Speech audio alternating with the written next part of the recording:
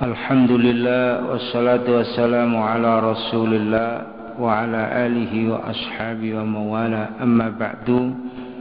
Al-mukarramun, para hadirin hadirat yang dimuliakan Allah Subhanahu wa taala. Alhamdulillah, dengan rahmat dan nikmatnya kita masih bisa melaksanakan tugas rutin, khususnya salat berjamaah subuh, dan dilanjutkan pengajian rutin. Mudah-mudahan yang kita lakukan mendapat ridha dari Allah Subhanahu wa taala. Amin ya rabbal alamin. Beberapa hari yang lalu kita sudah menjelaskan beberapa hadis terkait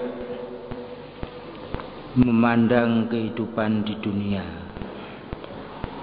Pagi hari ini kita akan melanjutkan hadis juga tidak jauh berbeda dengan pandangan kita terhadap dunia.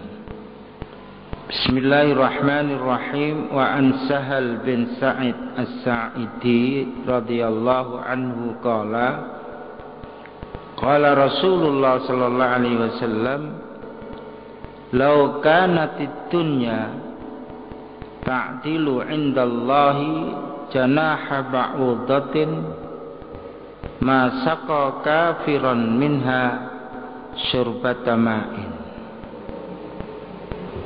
Dari Sahal bin Sa'id As-Sa'idi, diridhai Allah Subhanahu wa taala, bersabdalah junjungan kita Rasulullah sallallahu alaihi wasallam, apabila dunia itu diukur menurut ukuran Allah,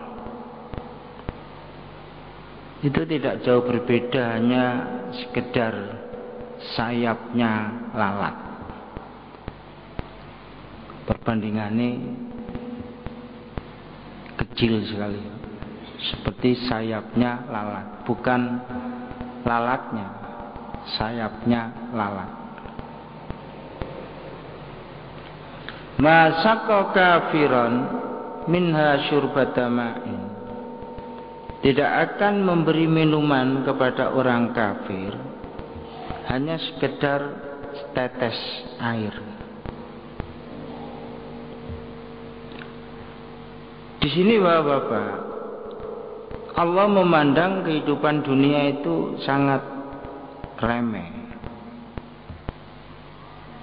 dengan catatan perbandingan kehidupan akhirat. Malah beliau mengkiaskan, menganalogikan, membandingkan dengan sayapnya lalat.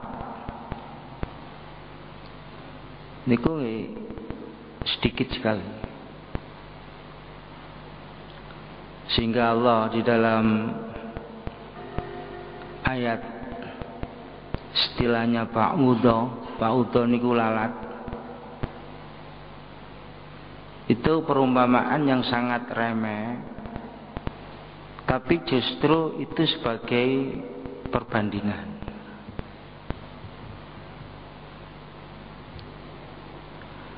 Belas ini kenapa kok terkait dengan kafir? Masa kok kafiran minha syurbata ma'in? Karena orang kafir itu prioritas kehidupan dunia. Jadi mboten wonten mangke untuk hidup di akhirat, tidak ada.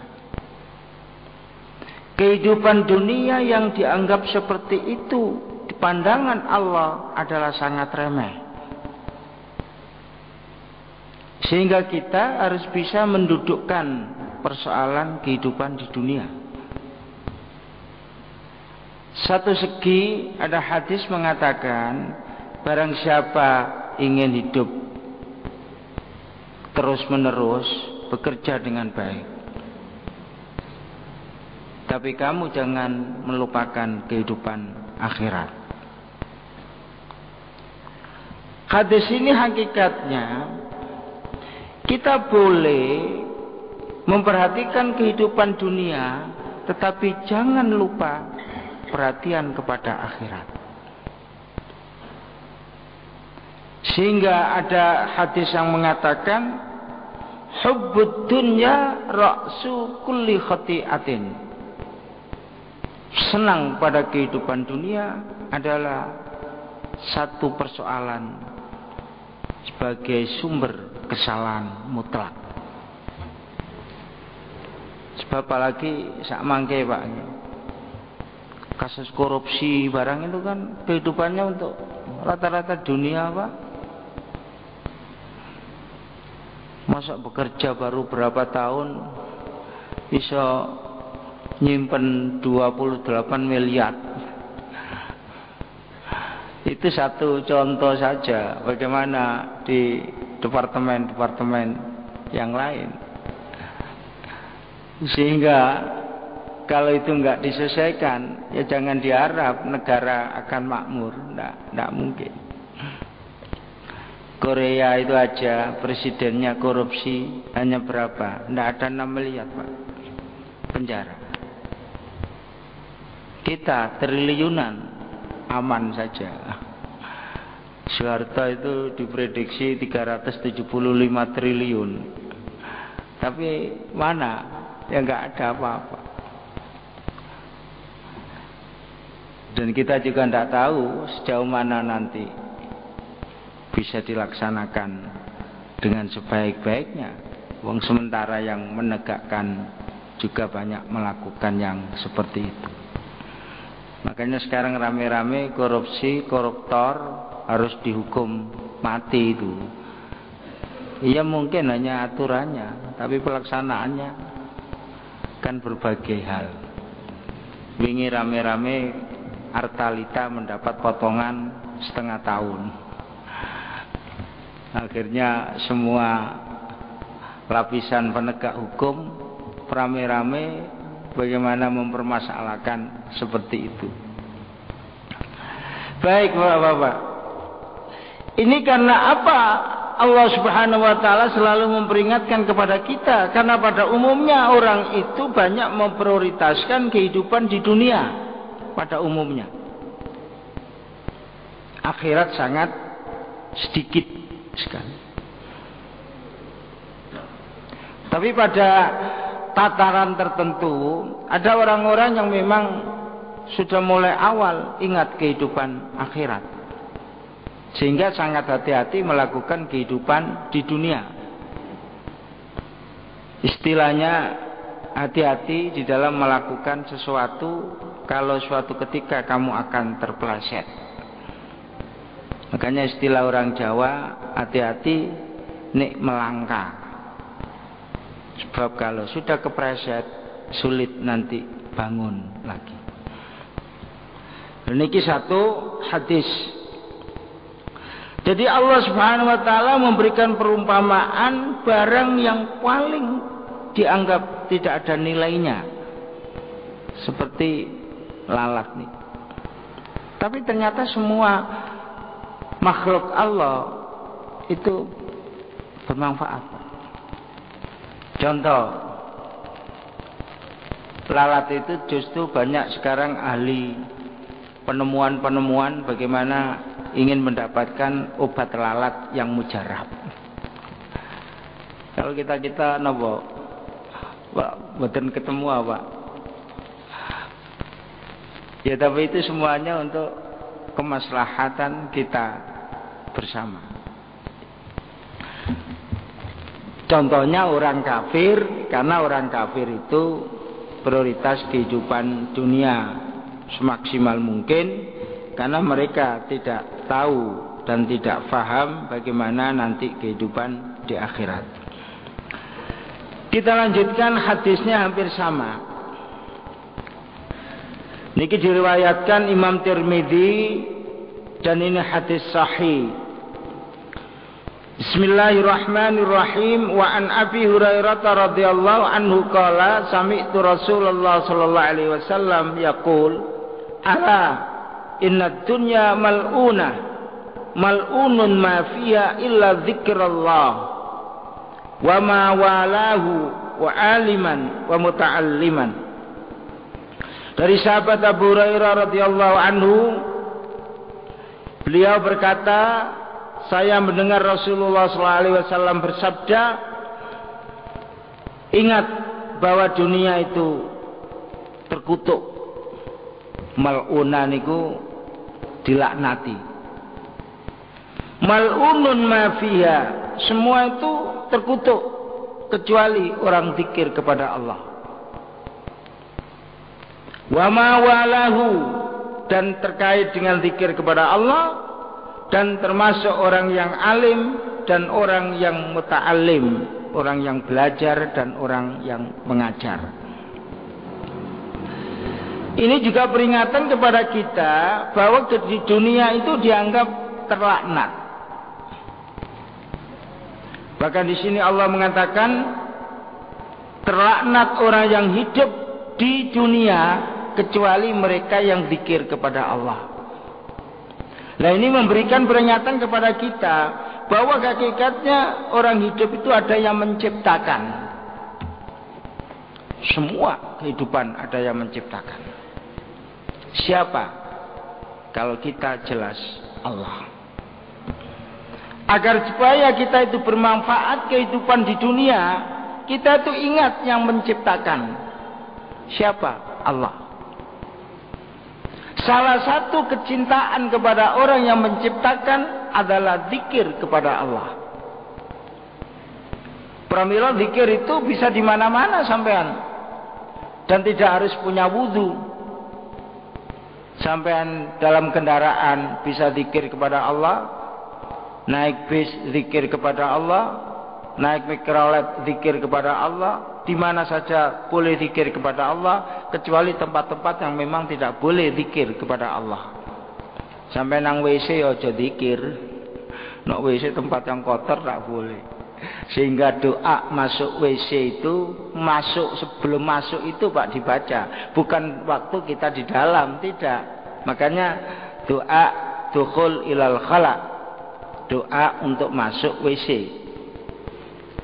dibaca sebelum kita masuk. Termasuk doa setelah keluar dari WC, bukan kita setelah melaksanakan tugas di WC setelah itu berdoa, tidak, setelah keluar dari WC. Pramila di dalam Islam niku enak Pak, zikir apa saja kita diperbolehkan. Beribu-ribu macam zikir, caranya berbeda-beda, sehingga kita tidak usah menyalahkan satu sama lain. Masing-masing ada caranya sendiri-sendiri. Bahkan di Turki itu ada namanya satu thariqat, dia kalau zikir itu dibarengi dengan lagu-lagu yang merdu itu. Jadi zikir terus dibarengi dengan suara yang merdu itu, yang enggak ada masalah. Ternyata ada yang begitu itu khusyuk. Sebab kalau nanti melok no angkara itu, ya khusyuk itu. Tapi lagunya aja lagu hot-hot, jangan Indonesian Idol, jangan lagu-lagu sing macam-macam niku nggih malah mboten khusyuk. Lagu lirik-lirik niku. Dan niku wonten di salah satu tarekat yang ada di Ankara itu. Ada orang supaya khusyuk, tempat musholanya dipasang gambar wong wedok setengah udo, nggih wonten niku. Lah jenengan umpama musholae ana gambar wong wedok setengah udo, khusyuk napa mboten? Oh ya sulit. Sampeyan dhuwure takbir, tengahe melok takbir. Lah niku wonten niku. Dan niku tiyang Kiai Jawa Timur, kiainya sampun sedo, tapi termasuk sufi. Kula nate dijak nang daleme, nggih tenjak musolae 4 meter kali 4 meter ngaten. Terus Pak Kiai kok wonten ngeten niki. Nggih niki kangge nguji kekhusyukan kula. Masyaallah. Jadi ternyata tiang mau khusyuk itu macam-macam, Pak. Macam-macam. Wonten tiang khusyuk kalau dia wiritan wonten mikrolet nggih wonten. Wonten niku. Rasulullah perang Badar itu, beliau menghadapi musuh dan beliau berdoa di atas kendaraan, khusyuknya luar biasa. Karena apa? beliau belum tahu bagaimana menghadapi situasi perang. Orang tidak pernah perang mau perang, kondisinya tidak tahu dan musuhnya bagaimana tidak tahu. Sampai beliau berdoa semaksimal mungkin sebelum menghadapi perang, yaitu di Badar. Di situ Rasulullah mboten damel sajadah, Pak. Jadi sampean kepengen khusyuk iku mestine aja nganggo sajadah ngene iki. Tapi nek kene gak ono sajadah, ya dianggap masjid gak duwe dhuwit. Abu Bakar yang melihat Rasulullah menangis mau peperangan Badar, beliau sama sekali di depan beliau tidak ada alas untuk sholat. Sehingga air mata beliau bercucuran di atas tanah itu. Sorban beliau lepas. Saking khusyuknya tidak memperhatikan di mana posisi sorban beliau. Abu Bakar yang melihat sedemikian rupa, beliau menangis. Kasihan nelongso melihat Nabi. Akhirnya Nabi dalam posisi begitu dirangkul oleh Abu Bakar. Kafaka ya Rasulullah. Sudah Nabi, cukup, pangeran pasti akan mengijabahi. Akhirnya Nabi memang ada pakem tersendiri. Beliau berhenti setelah ada isyarat nanti pangeran mengijabahi. Jadi nangis niku termasuk diperlukan, Pak. Tapi bolak-balik nangis yo kerepotan itu. Nangis niku diperlukan, apalagi dalam dunia tasawuf niku nangis niku diperlukan. Tapi dalam posisi-posisi yang memang memerlukan nangis. Dari hadis ini Bapak-bapak, bahwa hakikatnya seorang hidup di dunia, khususnya bagi orang yang seperti kita, ingat kepada Allah. Kalau itu kita ingat kepada Allah, janji Allah pasti ingat kepada kita. Kedua, malah justru orang alim pada posisi yang layak, tapi orang alim yang mau melaksanakan ilmunya. Kan banyak sekarang orang alim tidak mau melaksanakan ilmunya, sehingga dianggap oleh Imam Ghazali, al-alimu bi ilmihi lam ya'malan mu'adzabun min qabli udbatil wazan. Orang yang alim tidak mau melaksanakan ilmunya, dia akan tersiksa sebelum orang yang menyembah berhala disiksa itu. Artinya itu memberikan garis bawah bahwa orang punya ilmu sedapat mungkin dimanfaatkan ilmunya. Bahkan muta'alliman, orang yang mencari ilmu. Jadi orang mencari ilmu itu dalam posisi apapun dia terhormat di hadapan Allah Subhanahu wa ta'ala. Sehingga ada hadis yang mengatakan lebih baik mana mencari ilmu dengan ibadah. Ada yang mengatakan ilmu lebih baik daripada ibadah. Tapi ada yang mengatakan kedua-duanya sama. Pramila sampean waktu ibadah ya ibadah, waktu pengajian ya pengajian. Kan banyak sekarang orang ke masjid setelah itu mengajinya tidak pas. Nah, sampean kan lumayan apa? Sampean ngeten, sampean wiritan nggih mboten napa-napa, tapi aja banter-banter. Nek kula niku bebas. Sampean sambil ngiringane pengajian terus wiritono gak apa-apa. Kan tidak harus diucapkan dengan suara yang keras. Dua hadis ini memperingatkan kepada kita bahwa kehidupan di dunia itu hanya sebentar. Kehidupan dunia itu dibandingkan kehidupan akhirat artinya sangat jauh. Tidak ada bandingannya sama sekali. Sehingga Allah lihat lewat Rasulnya, beliau selalu memberikan pelajaran kepada kita semua agar kehidupan di akhirat diprioritaskan.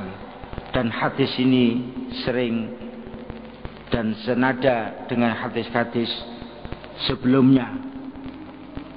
Ini terkait dua hadis, sehingga Kalau kita mengikuti hadis-hadis yang dulu, ihris lidunyaka ka'annaka ta'ishu abadan wa'mal li akhiratika ka'annaka tamutu ghadan.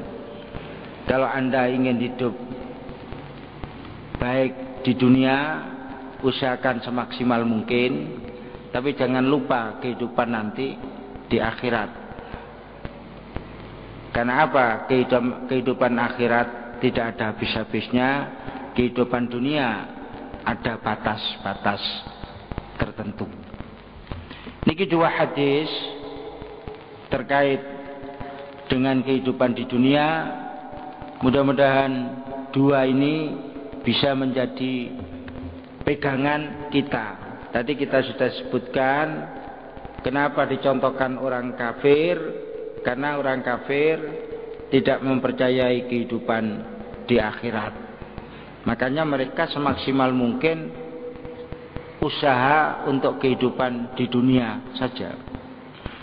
Makanya bapak-bapak, ada orang sering tanya kenapa mereka sampai membantai orang, seperti negara-negara tertentu melakukan sesuatu tidak layak kepada negara yang lain. Karena mereka tidak percaya nanti ada balasan dari Allah, sehingga semaunya sendiri. Sekarang ini negara Islam kan banyak dipelkoto oleh negara-negara non muslim. Ya tapi kadang-kadang kesalahannya siapa? Nuwun sewu, kados Palestina ada dua kelompok selalu bertengkar. Padahal kita kalau tahu anak Palestina sehingga karu-karuan niku nggih kathah. Hanya kita mendapatkan informasi tidak seimbang. Ya tapi itulah, kadang-kadang negara Arab sendiri tidak bersatu, bahkan satu sama lain saling menjatuhkan. Bagaimana negara lain ikut cawe-cawe, sementara negara tetangga tidak mau memperhatikan kepentingan negara tetangganya. Itulah yang kita sayangkan. Karena apapun kehidupan itu tidak lepas dari kepentingan masing-masing negara. Mudah-mudahan yang kita berikan ini bermanfaat di dunia wal akhirah. Amin ya rabbal alamin. Al-Fatihah.